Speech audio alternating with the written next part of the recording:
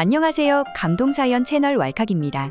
꾸준히 한국과 각별한 인연이 있는 외국인분들의 이야기를 생생하게 전달하는 데 힘쓰도록 하겠습니다.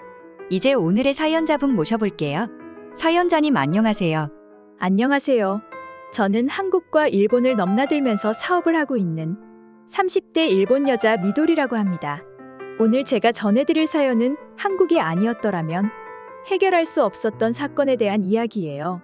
정말 가슴 철렁했죠. 일본이 아니라 한국에서 잃어버린 게 천만다행이었던 사건이었어요. 때문에 왈칵에 이렇게 사연 올리게 되었습니다. 잘 부탁드려요. 알겠습니다. 대체 무슨 일이 있으셨는지 궁금한데요. 이제 미도리님의 사연 본격적으로 함께 알아보시죠. 제가 한국 남편을 만나 결혼 생활을 하게 된 지 벌써 4년이 다 되어가는 것 같습니다. 원래 저는 일본 홋카이도에 살던 시골 소녀였지만 도쿄에서 만난 한국인 사업가인 남편을 만나 사귄 지 5개월 만에 결혼하게 되었어요. 남편과 만난 건 도쿄에 취직한 지 2년 만의 일이었습니다. 남편이 사업 프로젝트 때문에 도쿄에 저희 회사에 방문한 적이 있었죠. 그때 저는 회사에 여전히 적응하지 못해 회사 동료들로부터 사회 부적응자 낙인이 찍힌 사람이었어요. 남편과의 제휴 프로젝트도 다른 후배 직원의 보조로 들어가 엄청난 굴욕 속에 일을 했습니다. 그런데 남편이 제 능력을 인정해주고 함께 프로젝트를 진행하면서 제가 회사 생활이 서툴러 일을 못하는 것이 아니라 그저 회사 사람들이 저를 따돌렸기 때문임을 알게 되었죠. 남편은 어떠한 편견도 없이 저와 함께 일했고 그의 친절함과 다정함에 반해버렸습니다. 남편이 한국으로 떠나기 전 저는 너무 불안했어요. 그가 떠나면 다시 회사에서 혼자 일해야 하니까요. 그리고 그냥 떠나보낼 수 없어. 제가 일본에서 고생하셨다는 의미로 밥을 사드리고자 했습니다. 남편은 오히려 이번 프로젝트의 공이 저한테 있다며 식사비를 자신이 내겠다고 했죠. 대화를 해보니 생각이 무척 성숙하고 사람을 대할 때 기본적인 배려가 깊게 배어있음을 알게 되었어요. 그 모습에 반해 일본을 떠나기 30시간 전에 저는 그에게 혹시 계속 만남과 연락을 이어가도 되냐고 고백했죠.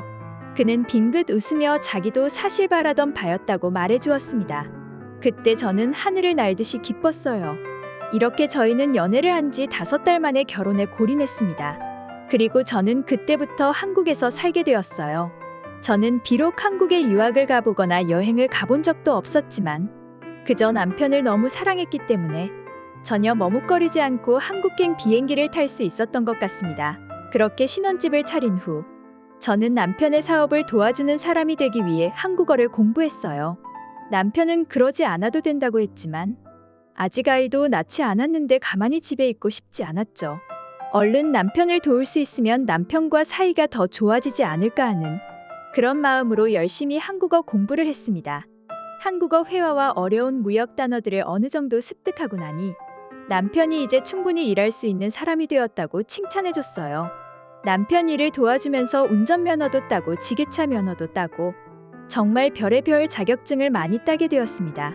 그런데 어느 날은 남편의 회사를 도와주기는커녕 오히려 제가 피해를 줄 뻔한 일이 생겼죠.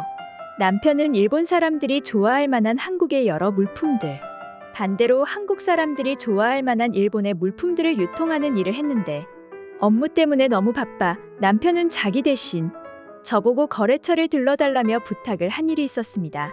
그때까지 업무도 저한테 잘 맞았고 그 어떤 실수도 없이 회사 업무를 잘 해나가고 있었죠.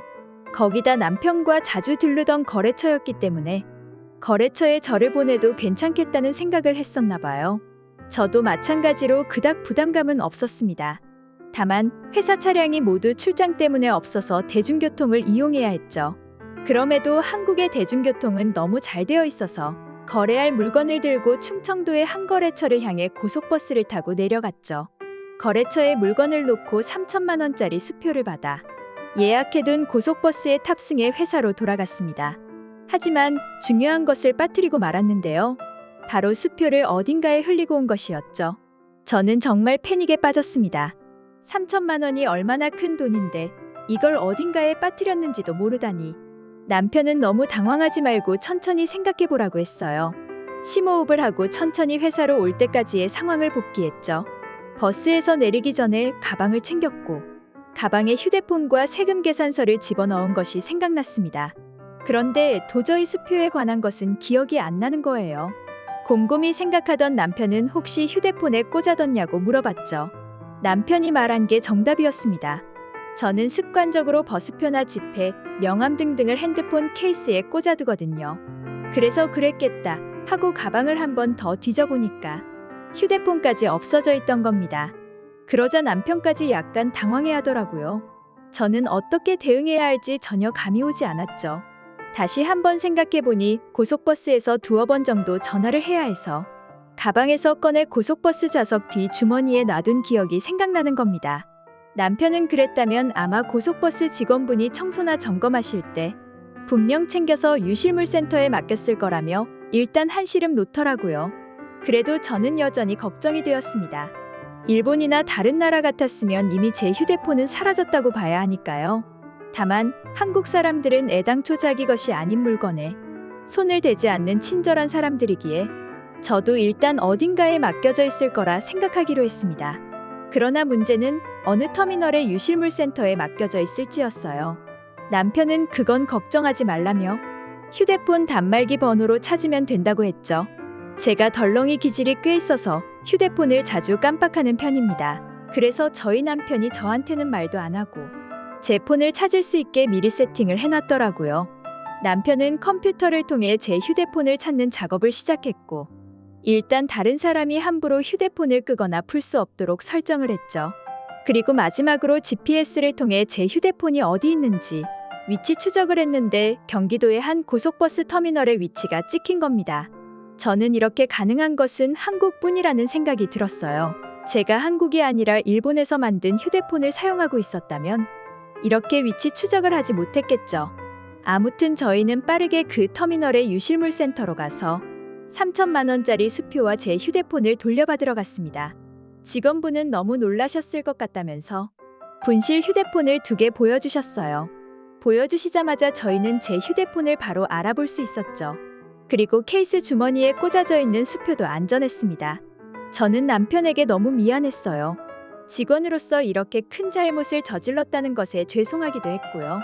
하지만 남편은 어쨌든 상황이 잘 끝났고 휴대폰에 수표를 꽂아넣지 않고 다른 곳에 꽂아놨다면 어떤 더 큰 일이 생겼을지 모른다며 차라리 이런 방식으로 잃어버린 게 불행 중 다행이라 위로해줬습니다.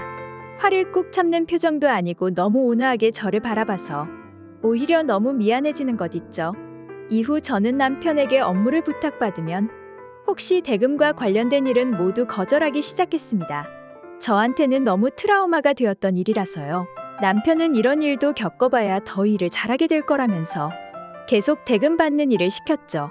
그렇게 저는 아찔한 사건을 겪고 남편의 일을 더욱 잘 돕는 직원이 되었습니다.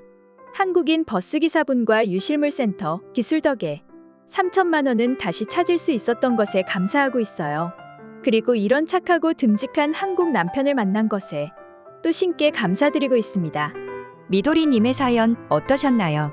잃어버린 돈이 무려 3천만 원이라면 남편분도 아내분께 화내실 만한데 침착하게 상황을 해결해내는 것이 정말 멋있었습니다. 지금까지 감동사연 채널 왈칵이었습니다. 감사합니다.